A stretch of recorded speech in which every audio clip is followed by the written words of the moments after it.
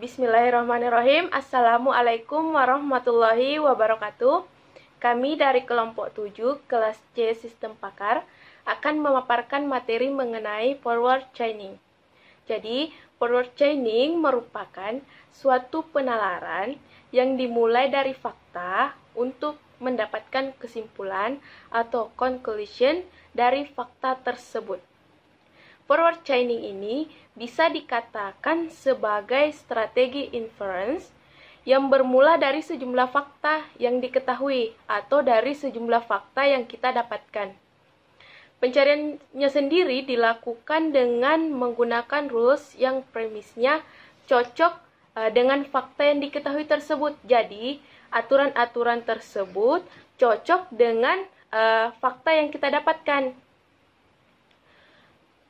Jika kita memperoleh fakta baru, maka proses akan terus berlanjut hingga goal dicapai atau hingga sudah tidak ada rules lagi yang premisnya cocok dengan fakta yang diketahui maupun fakta yang diperoleh.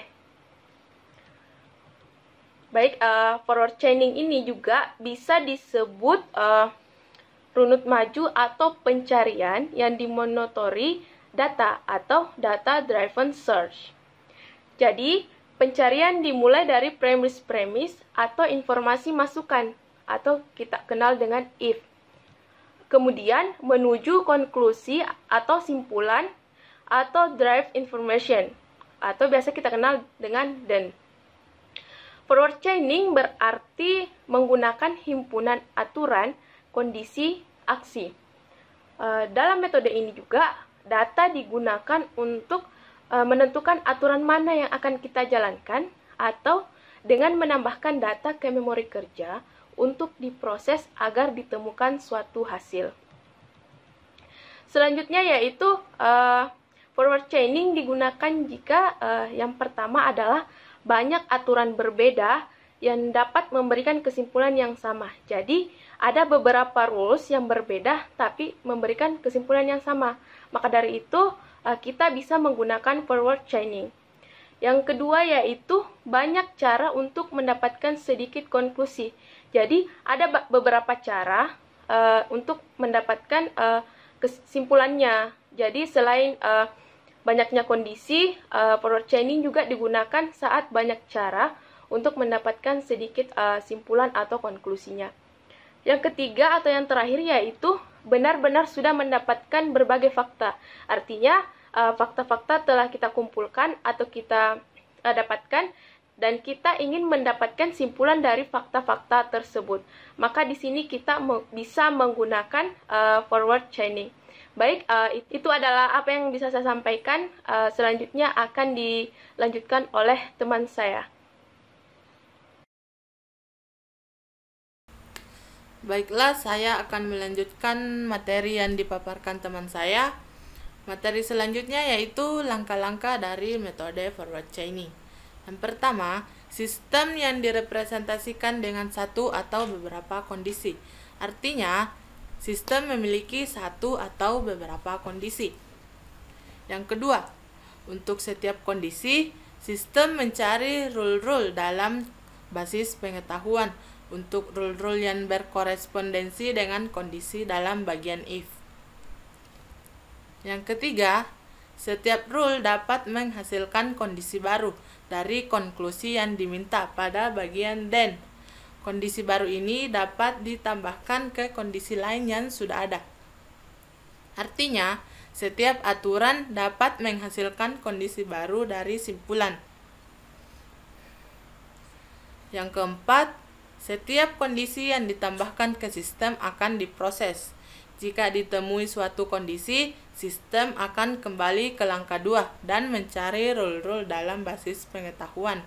Jika tidak ada konklusi baru, sesi ini berakhir. Selanjutnya, jika klausa premis sesuai dengan situasi atau bernilai true, maka proses akan mengassert konklusi. Forward chaining juga digunakan jika suatu aplikasi menghasilkan tree yang lebar dan tidak dalam.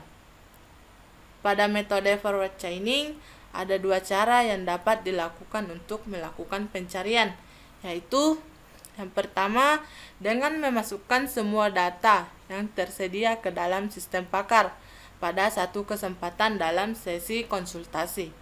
Cara ini banyak berguna pada sistem Pakar yang termasuk dalam proses terautomatisasi dan menerima data langsung dari komputer yang menyimpan database atau dari satu set sensor. Yang kedua, dengan hanya memberikan elemen spesifik dari data yang diperoleh selama sesi konsultasi kepada sistem Pakar. Cara ini mengurangi jumlah yang diminta, sehingga data yang diminta hanyalah data-data yang benar-benar dibutuhkan oleh sistem Pakar dalam mengambil keputusan. Demikian materi yang saya paparkan. Materi selanjutnya akan dilanjutkan oleh teman saya. Assalamualaikum warahmatullahi wabarakatuh. Baiklah, saya akan membawakan materi tentang contoh kasus forward chaining. Contoh kasusnya itu menentukan warna binatang bernama Tweety.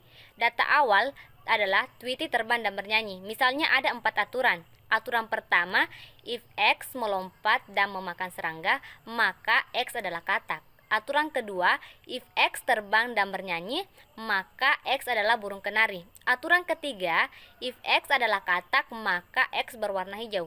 Aturan keempat, if X adalah burung kenari, maka X berwarna kuning. Yang dicari pertama adalah aturan nomor 2. Karena intersetnya cocok dengan data kita, yaitu if Tweety terbang dan bernyanyi.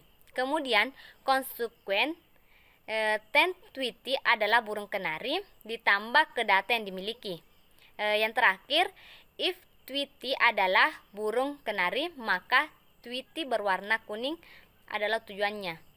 Demikianlah materi yang kami bawakan tentang forward chaining. Jika ada kekurangan mohon dimaafkan. Wabillahi taufiq wal hidayah. Wassalamualaikum warahmatullahi wabarakatuh.